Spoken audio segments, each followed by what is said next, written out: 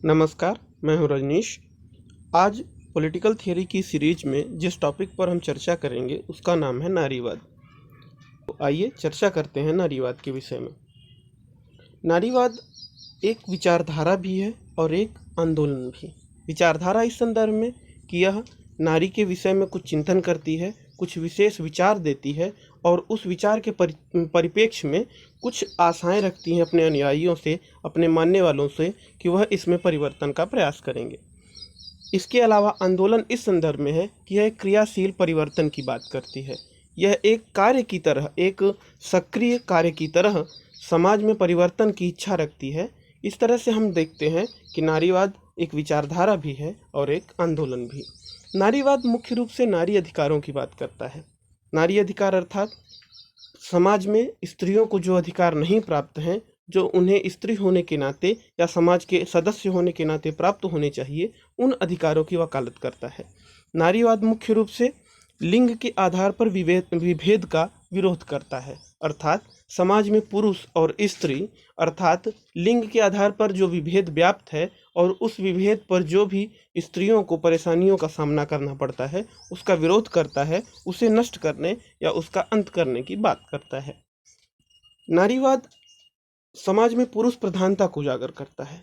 पुरुष प्रधानता अर्थात प्रत्येक कार्य में, समाज के प्रत्येक कार्यों में पुरुष वर्ग की प्रधानता व्याप्त हुई है और इस प्रधानता के कारण स्त्रियों को दूसरे स्तर या दोयम दर्जे के रूप में जीवन जीना पड़ता है। नारीवाद इस चीज़ को उजागर करता है, समाज के सामने लाता है और इसे समाप्त करने का प्रयास करता है। समाज में लिंग के आधार पर शक्ति का विस्तृत प्रयोग यह नारीवाद के मुख्य विवेच्य विषयों में से एक है।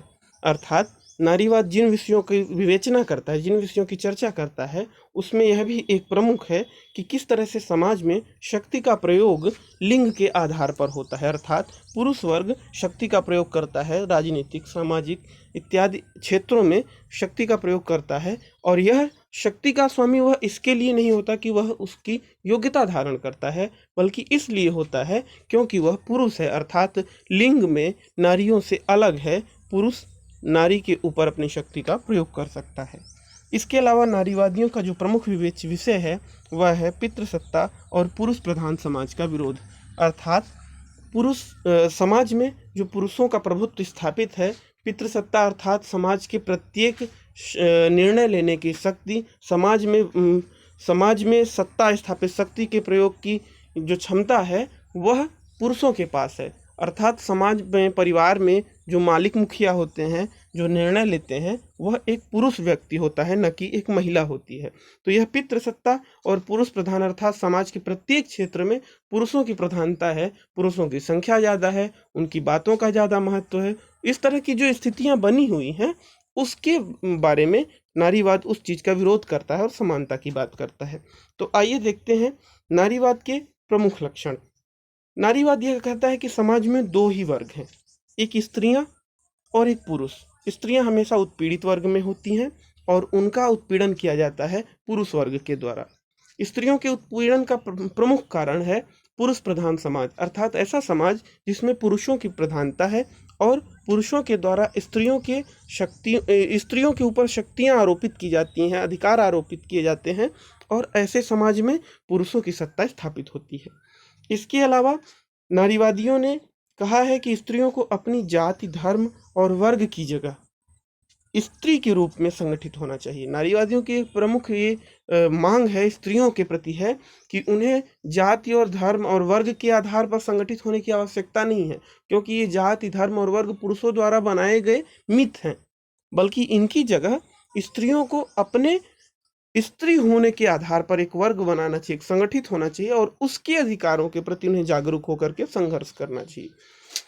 इस नारीवादी आंदोलन ने समाज के प्रत्येक क्षेत्र में महिलाओं के प्रति होने वाले विभेद को प्रकट किया और उसे संघर्ष के माध्यम से समाप्त करने का प्रयास किया। प्रत्येक क्षेत्र का मतलब है चाहे वो घरेलू क्षेत्र हो, चाहे वो सार्वजनिक क्षेत्र हो, चाहे वो राजनीतिक हो, सामाजिक हो, आर्थिक हो अथवा किसी अन्य क्षेत्र, सांस्कृतिक क्षेत्र हो, उन सभी क्षेत्रों में विभेद को समाप्त करने की बात नारीवादी आंदोलन ने या नारीवादी विचारकों ने की है। अब इन क्षेत्रों के विषय में हम अलग अलग चर्चा करेंगे। जैसे सामाजिक क्षेत्र में किस तरह के उत्पीड़न का शिकार महिलाओं को होना पड़ता है और उस समस्या के लिए, उस परेशानी के लिए नारीवादियों ने क्या बातें कही है। सामाजिक क्षेत्र में देखते हैं तो सामाजिक क्षेत्र में परिवार जो होता है, सबसे शुरुआती समाज का समूह जो है, एक इकाई है। परिवार में पुरुष सत्ता स्थापित होती है, अर्थात परिवार के सारे निर्णय पुरुषों द्वारा लिए जाते हैं, महिलाओं द्वारा नहीं। ज़्यादातर परिवार के जो बड़े बुजुर्ग मुखिया होते हैं वो पुरुष होते हैं, अर्थात बाबा हों, दादा हों या पिताजी हों। ज़्यादातर यही होता है कि परिवार में, वो भारतीय परिवार हो या यूरोपीय परिवार। हालांकि अब स्थितियां बदल रही हैं, लेकिन ये परेशानियां जिस समय आंदोलन शुरू हुआ उस समय भी थी और कमोबेश रूप में अभी भी हैं। तो हमें इस तरह से इन परेशानियों को समझ के चलना है कि नारीवादी जो आंदोलन उदय हुआ उस समय किन परिस्थितियों में उदय हुआ, क्या परेशानियां थी। हमें यह विवाद नहीं करना है यहाँ पर कि अब तो स्थितियाँ बदल रही हैं। अब स्थितियाँ बदल रही हैं, उसके बारे में भी हम आगे चर्चा अवश्य करेंगे। तो आते हैं विषय पर। परिवार में पुरुष सत्ता और पुरुष प्रधान परिवार होने के कारण समाज में स्त्रियों की स्थिति कमज़ोर होती गई, क्योंकि प्रत्येक परिवार में पुरुषों की ही सत्ता स्थापित थी। उन्हीं के द्वारा निर्णय लिए जाते थे, उन्हीं के द्वारा परिवार का संचालन होता था। दूसरा विभेद का है परिवार में निर्णयों में महिलाओं की कमतर भूमिका। ज़्यादातर आपने देखा होगा कि परिवारों में महिलाओं से यह पूछा नहीं जाता है कि जो भी पारिवारिक कार्य हैं या जो भी लोगों के कर्तव्य हैं, जो भी लोगों को के द्वारा किए जाने वाले कार्य हैं, उनमें महिलाओं से कोई सलाह नहीं ली जाती, बल्कि पुरुष वर्ग ही, पुरुष या प्रधान जो व्यक्ति होता है परिवार का, वह अपने हिसाब से उसका निर्धारण कर लेता है। इसके अलावा पुरुषों के कार्य क्षेत्र को सार्वजनिक और महिलाओं के कार्य क्षेत्र को निजी क्षेत्र मानना, यह नारीवादी आंदोलन की सबसे महत्वपूर्ण बात है कि जिस तरह से पुरुषों ने अपने कार्य क्षेत्र को सार्वजनिक क्षेत्र माना, अर्थात जो भी बाहरी काम वो करते हैं, समाज में काम करते हैं, वो सारे सार्वजनिक कार्य क्षेत्र में, राजनीतिक कार्य हुए, सामाजिक कार्य हुए, लोगों से मिलना जुलना, उनसे व्यवहार बनाना, युद्ध संधि, शासन का संचालन, जितने भी कार्य क्षेत्र पुरुषों द्वारा किए जाते हैं वो सारे क्षेत्र सार्वजनिक हुए और इस कारण से सार्वजनिक क्षेत्र महत्वपूर्ण हो गए। और महिलाओं द्वारा जो भी कार्य किए जाते हैं, घर गृहस्थी की देखभाल, एक ये पारंपरिक समाज की बात मैं कर रहा हूँ, अभी तो बहुत सारी समानताएं स्थापित हो चुकी हैं। तो घर गृहस्थी देखभाल, बच्चों का पालन पोषण, बच्चों को जन्म देना, दूध पिलाना, घर के लिए खाना पकाना, बर्तन धोना, कपड़े धोना, घर की पूरी व्यवस्था करना, बच्चों की पढ़ाई की देखभाल करना, ये सारे जितने भी घरेलू काम हैं इनको निजी क्षेत्र में डाल दिया गया। अब ऐसे में होता क्या है कि सार्वजनिक क्षेत्र में सुधार के लिए सरकारें और समाज के गणमान्य व्यक्ति ज़्यादातर प्रयासरत रहते हैं। आप देख भी रहे हैं कि सार्वजनिक क्षेत्रों में सुधार लगातार हो रहे हैं, किंतु निजी क्षेत्रों में कोई भी सुधार की गुंजाइश नहीं होती है। इसके अलावा निजी क्षेत्र यानी जो घरेलू क्षेत्र है जिसमें महिलाओं की भागीदारी ज़्यादा है, उन क्षेत्रों को कमतर माना गया, सार्वजनिक कामों को ज़्यादा महत्वपूर्ण माना गया। आप अपने घर में ही देखिए कि जो घर के लोग बाहर जॉब कर रहे हैं, पुरुष वर्ग जो है, जो भी लोग बाहर जॉब कर रहे हैं, चाहे पुरुष हो या महिला, उन लोगों के काम को माना जाता है कि महत्वपूर्ण है। और जो महिलाएं घर पे रह करके बच्चों का पालन पोषण, भोजन पकाना इत्यादि कार्य करती हैं, उनको माना जाता है कि इनका काम तो सामान्य सा काम है। तो यह एक मानसिक स्थिति बन गई है, एक मन स्थिति बन गई है कि घरेलू काम सार्वजनिक कार्यों से कमतर होते हैं और इसलिए इनमें सुधार की आवश्यकता भी नहीं है। तो यह सामाजिक विभेद का एक प्रमुख कारण है। दूसरा, महिलाओं को आनंद और प्रजनन की वस्तु समझना। एक पारंपरिक समाज में यह स्थिति बहुत दिन तक बनी रही कि महिलाएं तो केवल बच्चा पैदा करने की मशीन है, महिलाओं को पुरुषों के लिए अच्छी पत्नी और अच्छी माँ बनने के लिए ही रहना चाहिए, उन्हें समाज में उनकी यही भूमिका है। यह आनंद और प्रजनन की वस्तु जो महिलाओं को बनाया गया, वह उनके भूमिकाओं को, उनकी समाज में भागीदारी को बहुत हद तक प्रभावित किया इस बात ने। और अभी भी कुछ न कुछ क्षेत्रों में यह चीज़ देखने को मिल जाती है, पुरुषों की मानसिकता में देखने को मिल जाती है कि महिलाओं को समानता देने की क्या ज़रूरत, उन्हें घर पे रह करके घरेलू काम करने चाहिए, बच्चे पैदा करने चाहिए, बच्चों का पालन पोषण करना चाहिए। तो इस तरह के सामाजिक विभेद पर नारीवादियों ने मुख्य रूप से अपना ध्यान दिया और उसका अंत करने का प्रयास किया। एक अन्य क्षेत्र है राजनीतिक क्षेत्र। राजनीतिक क्षेत्र में सबसे ज़्यादा महिलाओं को उत्पीड़न का शिकार होना पड़ा, क्योंकि पारंपरिक जो व्यवस्था रही है उसमें पुरुषों का राजनीतिक रूप से ज़्यादा अधिकार प्राप्त थे और पुरुषों का उसमें वर्चस्व था। आधी आबादी होने के बाद भी महिलाओं का राजनीतिक प्रतिनिधित्व बहुत कम था। शुरुआत में जिस समय की नारीवादी आंदोलन प्रारंभ हुआ 1850 से उसके आसपास, उस समय तो महिलाओं का प्रतिनिधित्व तो बहुत कम था। आप अगर अपने भारत के ही इतिहास में देखेंगे तो गिनी चुनी 2 4 10 महिलाओं के ही नाम ले पाएंगे जो कि राजा या सम्राट के तौर पर स्थापित हो सकी। तो इस तरह से आप देखेंगे कि नारीवादी विचारकों ने इस बात पर राजनीतिक प्रतिनिधित्व, महिलाओं के राजनीतिक प्रतिनिधित्व पर महत्वपूर्ण जोर दिया और कहा कि इस तरह से उन पे विभेद होता है, महिलाओं के साथ असमानता का व्यवहार होता है। दूसरा, महिलाओं को मताधिकार प्राप्त करने के लिए एक लंबी लड़ाई लड़नी पड़ी। आपको विश्वास नहीं होगा, पूरे विश्व में लोकतंत्र, संसद की जो विजय पताका लेकर चलने वाले लोग थे, यानी ब्रिटिश लोग, अमेरिकन लोग, इन लोगों ने अपने यहाँ बहुत ही बाद में, लोकतंत्र के स्थापना के 100-200 साल बाद, महिलाओं को मताधिकार और निर्वाचन में भाग लेने, निर्वाचित होने के अधिकार को प्रदान किया। खुद 1920 के आसपास महिलाओं को सीमित मात्रा में मताधिकार मिले, जो बाद में सार्वभौमिक मताधिकार में बदल दिए गए। तो इस तरह से आप देखेंगे कि महिलाओं को मताधिकार के लिए भी लंबी लड़ाई लड़नी पड़ी, आंदोलन करने पड़े। तो राजनीतिक रूप से उन्हें मत देने और निर्वाचित होने, दोनों के अधिकार प्राप्त करने के लिए बहुत ही संघर्ष करना पड़ा। एक अन्य बात, कानूनी रूप से तो महिलाओं को प्रतिनिधित्व मिला, लेकिन फिर भी उनका अभी भी आप देख सकते हैं कि संसद में कितनी कम महिलाएं हैं। कानून के रूप में उन्हें प्रतिनिधित्व प्राप्त है, समानता है, लेकिन फिर भी संसद में, विधानसभाओं में, राजनीतिक पार्टियों में महिलाओं का प्रतिनिधित्व कितना कम है। एक अन्य स्थिति है कि अगर आरक्षण के द्वारा कुछ सीटों को आरक्षित कर दिया जाता है, जैसे स्थानीय स्वशासन में, नगर पालिकाओं और पंचायतों में सीटों को आरक्षित कर दिया जाता है, तो वहाँ प्रधानपति जैसी अवधारणा उत्पन्न हो जाती है। प्रधानपति मतलब नाम पर तो कोई महिला प्रधान रहती है, लेकिन उसके काम का संचालन उसके पति करते हैं, और वो एक अनौपचारिक प्रधानपति का पद धारण किए होते हैं, सारे प्रधान के काम वही करते हैं। तो इस तरह की स्थितियां भी महिलाओं के साथ बनी हुई हैं। राजनीतिक समूह या पार्टियों में देखिए, बहुत कम ही सहभागिता महिलाओं की होती है। पार्टी प्रमुखों का, पार्टी के पदों को पर महिलाएं बहुत कम ही आसीन हैं या उनको धारण कर रही हैं। तो इस तरह से हम देखते हैं कि राजनीतिक क्षेत्र में भी महिलाओं को कम विभेद का सामना नहीं करना पड़ रहा है। और इसके अलावा जो लोग नारीवादी अधिकारों के लिए आंदोलन कर रही हैं, जो महिलाएं, उन्हें भी समाज में मान्यता प्राप्त नहीं है। कहने का मतलब यह है, अगर महिलाओं के अधिकारों को पुरुष उठाते हैं तो उन्हें अलग नजरिए से देखा जाता है, और अगर वही महिलाओं के अधिकारों की चर्चा महिलाएं करती हैं तो उन्हें विद्रोही, आंदोलनकारी इत्यादि, मतलब समाज में उन्हें मान्यता प्रदान नहीं की जाती। हालांकि परिस्थितियां बदल रही हैं, फिर भी यह परेशानियां उस समय भी थीं और कमोबेश रूप में अभी भी बनी हुई हैं। महिलाओं के प्रति विभेद का एक अन्य क्षेत्र आर्थिक क्षेत्र है। इसमें यह माना जाता है, महिला नारीवादी आंदोलनकारियों ने बताया कि किस तरह से परिवार में महिलाओं के आर्थिक अधिकार पर पुरुषों का प्रभुत्व हुआ। यह मार्क्सवादियों की विचारधारा से प्रभावित यह विचार है कि सबसे पहले पुरुषों ने महिलाओं के श्रम और श्रम के फल पर अधिकार किया, और इस तरह से पुरुषों का महिलाओं पर वर्चस्व स्थापित हुआ। महिलाओं के पास अपनी कोई निजी संपत्ति नहीं होती। आप देखेंगे ज़्यादातर जो भी महिलाओं की संपत्ति है वह परिवार की सार्वजनिक संपत्ति, परिवार के सभी सदस्यों की संपत्ति होती है। तो इस तरह से ज़्यादातर संपत्ति के क्षेत्र में महिलाओं की भागीदारी सबसे कम है।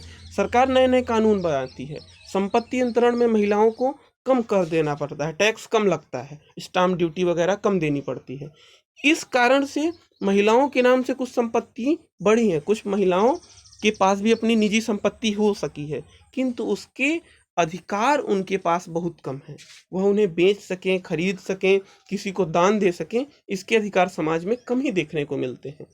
इसके अलावा घर गृहस्थी की जो भी काम होते हैं उन्हें अवैतनिक काम के रूप में और कमतर काम के रूप में देखा जाता है। जैसे घर में बच्चों का पालन पोषण करने के लिए महिलाएं काम करेंगी, बर्तन धोने, कपड़ा धोने, खाना पकाने, घर की साफ सफाई, सारे जो काम घर गृहस्थी का काम किया जाता है, पहली बात तो उन्हें जो भी बाहरी जॉब है, नौकरी है, बाहरी पेशा है, उसकी अपेक्षा कमतर माना जाता है। इसके साथ ही साथ यह भी माना जाता है कि इसके लिए कोई वेतन देने की आवश्यकता नहीं है।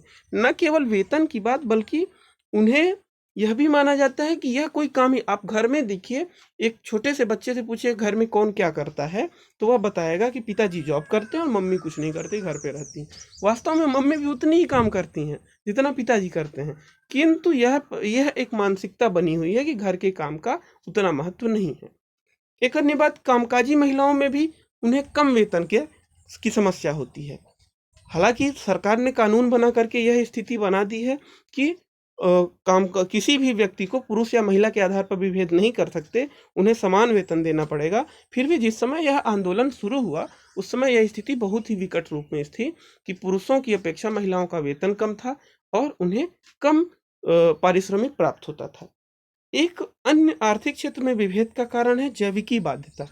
जैविकीय बाध्यता का अर्थ होता है कुछ ऐसी परेशानियां जो उन्हें बायोलॉजिकल एक जैविकीय रूप से प्राप्त होती हैं। जैसे महिलाओं को हर महीने माहवारी की परेशानी होती है, वह 3 से 5 दिन उनके लिए बहुत ही कठिन समय होता है और ऐसे समय में कार्य की दशाएं उन्हें और ही परेशानी भरी होती हैं। उनकी मानसिक स्थिति उस समय बहुत ही उतार चढ़ाव वाली होती है और उस समय कार्य की दशाओं से उन्हें और परेशानियां होती हैं। गर्भधारण के समय भी लास्ट के 7वें 8वें और 9वें महीने में महिलाओं को बहुत ज़्यादा परेशानी होती है। फिर बच्चे को जन्म देना, बच्चे को दूध पिलाना, पालन पोषण इत्यादि कार्यों से आर्थिक क्षेत्र में बाधा उत्पन्न होती है और उसका नुकसान उन्हें मिलता है। एक ही साथ 2 एम्प्लॉय जो महिला है, एक महिला एक पुरुष है, तो पुरुष साल भर लगातार काम कर सकता है, इसकी अपेक्षा महिला को हर महीने 5 दिन और अगर वह माँ बनती है तो 3-4 महीने उस दौरान। इस तरह से आप देखेंगे कि आर्थिक क्षेत्र में इस चीज़ का बहुत ही नुकसान होता है। हालांकि लगातार सरकारें कुछ न कुछ नियम बना करके और पे लीव की बात और मतलब तनख्वाह मतलब पारिश्रमिक के साथ उन्हें छुट्टी देने की बात इत्यादि व्यवस्था की हुई है, किंतु जिस समय यह आंदोलन प्रारंभ हुआ उस समय ऐसी कोई व्यवस्था नहीं थी। तो इस पर भी नारीवादी आंदोलनकारियों ने इस पर ध्यान दिया। और आप एक चीज देखेंगे कि पूरे विश्व में जो आंकड़े निकालें अगर करोड़पति, अरबपति और मिलेनियर बिलेनियर लोगों के, तो उसमें महिलाओं की भागीदारी बहुत ही कम देखने को मिलेगी। इस तरह से हम देखते हैं कि महिलाएं आर्थिक असमानता से बहुत ज़्यादा ग्रसित हैं। समाज के अन्य क्षेत्र में भी है जिनमें की असमानता देखने को मिलती है। समाज के प्रत्येक क्षेत्र में जिस तरह से सामाजिक क्षेत्र, सांस्कृतिक क्षेत्र, ऐतिहासिक क्षेत्र, इन सब में, दर्शन और चिंतन के क्षेत्र में भी बहुत सारी नारीवादियों ने इस बात पर जोर दिया कि अभी तक जो दार्शनिक चिंतन हुए हैं उनमें महिलाओं को दोयम दर्जे का माना गया है। आपने वो कहानी सुनी होगी कि पुरुष के जो आदि पुरुष था, मैं नाम नहीं लूँगा, जो आदि पुरुष था उसकी हड्डी से महिला का जन्म हुआ। तो आप देख रहे हैं कि किस तरह से एक अस्तित्व उसके अस्तित्व पर ही प्रश्न कर दिया गया कि वह पुरुषों के अस्तित्व से ही महिला का अस्तित्व होता है। इस तरह की कई तरह सांस्कृतिक कहानियां हैं, ऐतिहासिक कहानियां हैं, अलग अलग धर्मों और अलग अलग संस्कृतियों में हैं। आप देखेंगे कि सांस्कृतिक रूप से, दार्शनिक रूप से दार्शनिकों ने भी महिलाओं को पुरुषों की अपेक्षा कम महत्व दिया। बहुत सारे ऐसे दार्शनिकों के उदाहरण अरस्तु और या उस समय के चिंतन में भी महिलाओं को नागरिक नहीं माना जाता था। तो आप देखेंगे कि जितने भी क्षेत्र हैं उन सभी क्षेत्रों में महिलाओं के साथ जो विभेद हुआ उस पर इन नारीवादियों ने प्रहार किया और उसे तोड़ने का प्रयास किया। जो पुरानी मान्यताएं थीं उनको फिर से उनकी व्याख्या की और बताया कि किस तरह से विभेदपूर्ण है और इन्हें किस तरह की परिवर्तन की आवश्यकता है। एक मान्यता आप देखे होंगे, हमारे भारतीय समाज में महिलाओं को ये कहा जाता है कि माहवारी के दौरान वो अपवित्र होती हैं, तो उस अपवित्रता से उन्हें भोजन नहीं छूना चाहिए, भगवान को स्पर्श नहीं करना चाहिए, अचार नहीं छूना चाहिए, अचार छूते हैं तो खराब हो जाएगा। ये जो स्थितियां हैं, पुरानी मान्यताएं हैं, इनको नारीवादी आंदोलनकारियों ने तोड़ने का प्रयास किया, बताया कि ऐसा कुछ नहीं, एक मिथ है, और उसे प्रयोग के द्वारा, समाज में जागरूकता के द्वारा लोगों तक पहुंचाया और इस मिथ को तोड़ने का प्रयास किया। इसके अलावा जितनी भी पारंपरिक रूप से जो जाल लाद दिए गए हैं महिलाओं पर, उन पर भी नारीवादियों ने अलग अलग रूप से अपने विचार दिए और उसे समाप्त करने का प्रयास किया। आंतरिक और बाह्य दोनों तरह की आज़ादी, महिलाओं को अपने अंदर से भी स्वाभिमानी और आज़ाद महसूस कराने की आवश्यकता है। इसके बाद ही वो समाज से या पुरुषों से अपने अधिकार मांग सकती हैं, छीन सकती हैं। तो यह आंतरिक और बाह्य दोनों तरह की आज़ादी की बात इन लोगों ने की। संगठन की बात की, स्वावलंबन की बात की, आर्थिक क्षेत्र में, सामाजिक क्षेत्र में, राजनीतिक क्षेत्र में ज़्यादा से ज़्यादा भागीदारी और स्वावलंबन की बात की। इसके अलावा जैविकीय बाध्यता को दोबारा पुनः नए सिरे से परिभाषित करने का प्रयास किया।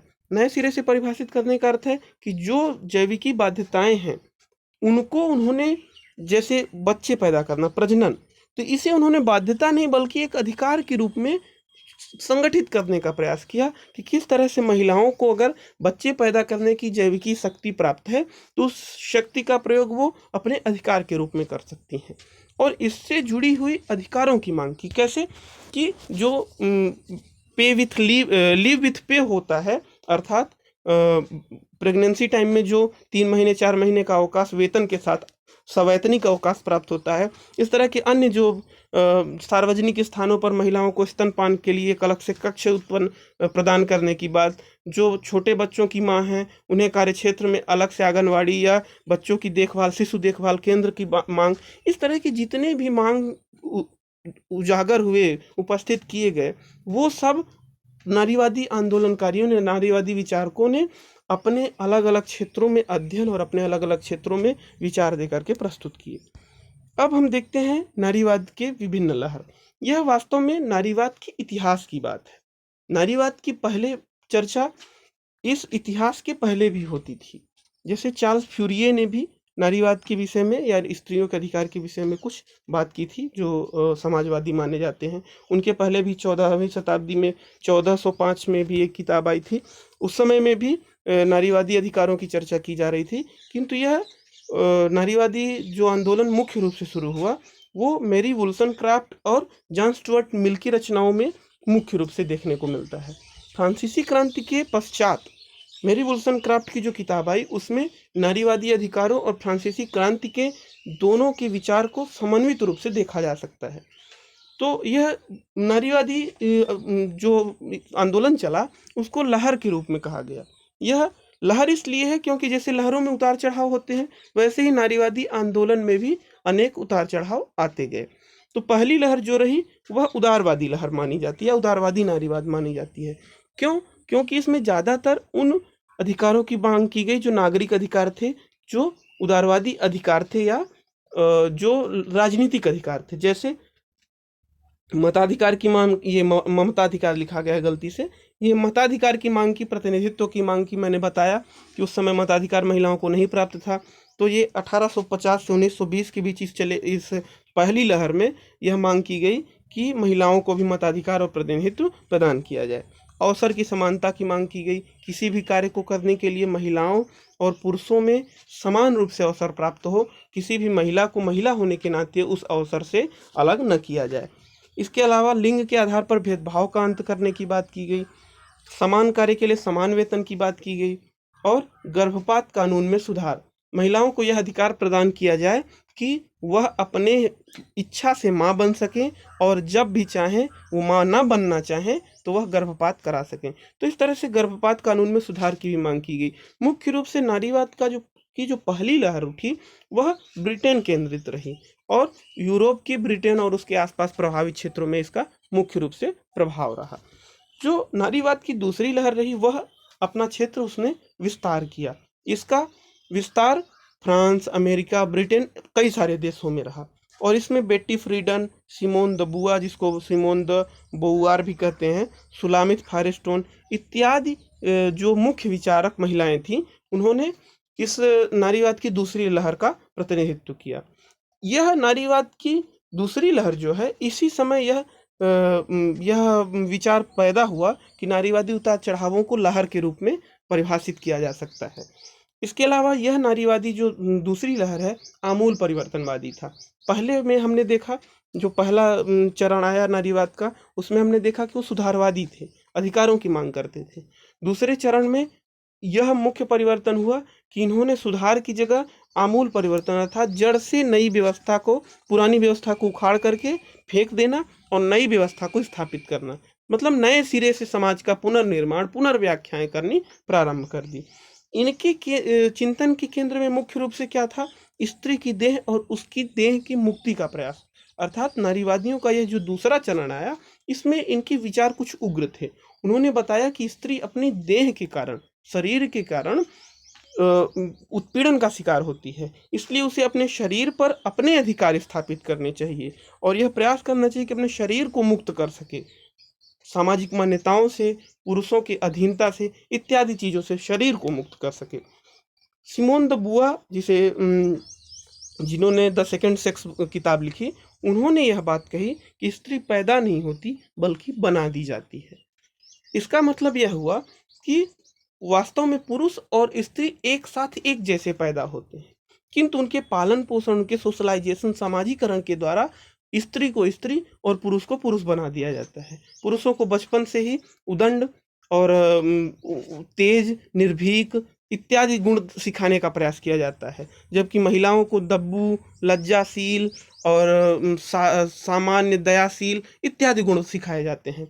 तो इस तरह से आप देखेंगे जो सिमोन द बुआ ने बताया कि यह स्त्री पैदा नहीं होती, बल्कि जो स्त्री का रूप अभी हम देख रहे हैं उसे पुरुष समाज ने बनाया है। यह निर्मित किया गया रूप है। प्रकृति के रूप में यह स्त्री इस तरह से नहीं बल्कि पुरुषों की तरह समान अवस्था में पैदा होती है।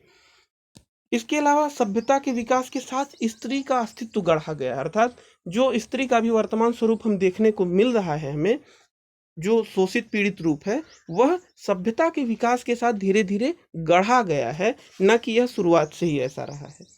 इसके अलावा जैविकी स्थिति पर भी अधिक चिंतन किया गया इस लहर के दौरान, इस दूसरे चरण के दौरान, कि किस तरह से महिलाओं की जैविकी स्थिति उन्हें उत्पीड़न का शिकार बनाती है या उन्हें परेशानियां उत्पन्न करती है।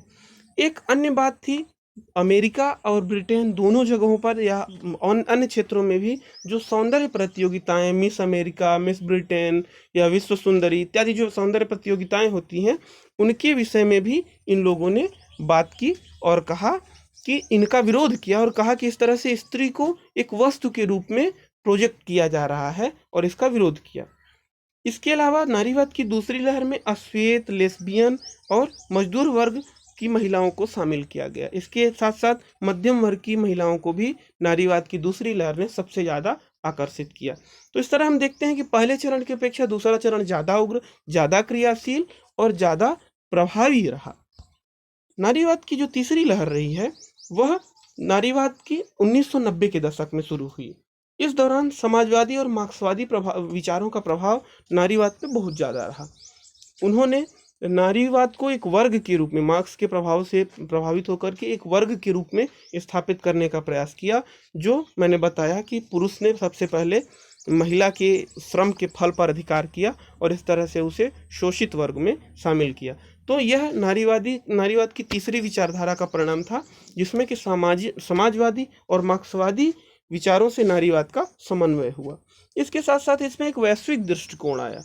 नारीवाद में जो भी नई संस्कृतियों का उदय हो रहा था एशियाई, अफ्रीकी इत्यादि देशों में, उसमें जो नारीवाद की स्थिति थी या महिलाओं की स्थिति थी उसे भी इन्होंने शामिल किया। बहुल सांस्कृतिक नारीवाद इससे आया।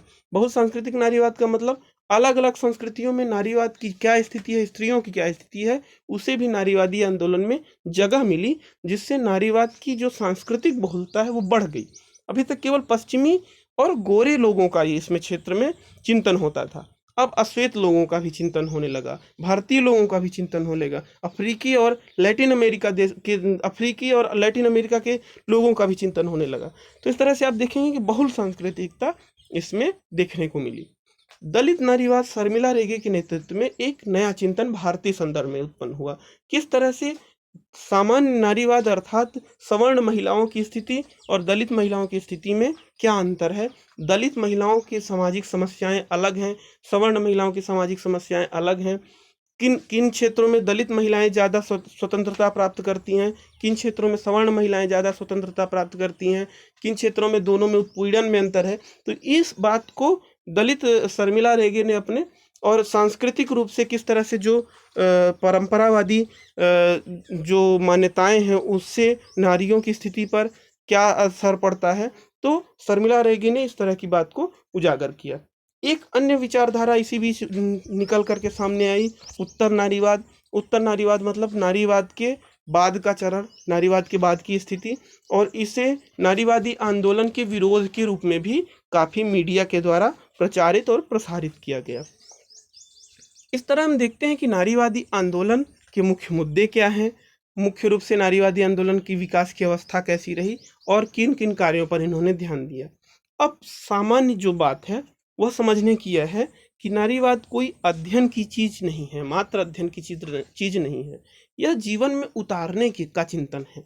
हमें प्रत्येक व्यक्ति को नारी के हितों के प्रति संवेदनशील होना पड़ेगा। हमें देखना पड़ेगा कि किस तरह से हमारे जीवन में, हमारे परिवार में स्त्रियों के साथ किन किन परेशानियों का सामना स्त्रियों को करना पड़ रहा है, और क्या हम अपने कुछ एफर्ट करके, हम स्त्री पुरुष दोनों, महिला पुरुष, लड़के लड़कियां, सारे लोगों को यह देखना पड़ेगा कि हमारे परिवार, हमारे आसपास के जीवन में स्त्रियों के प्रति क्या भेदभाव हो रहे हैं और हमारे किन प्रयासों से इसे रोका जा सकता है।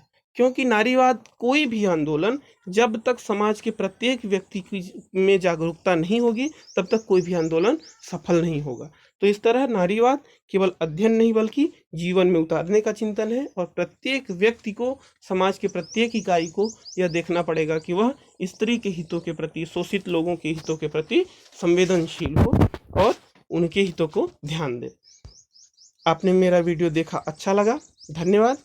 और अगर आपको यह वीडियो पसंद आए तो ज़रूर इसे लाइक, शेयर और सब्सक्राइब करिए। जो भी इससे संबंधित प्रश्न हो कमेंट बॉक्स में ज़रूर पूछिए। धन्यवाद। महादेव।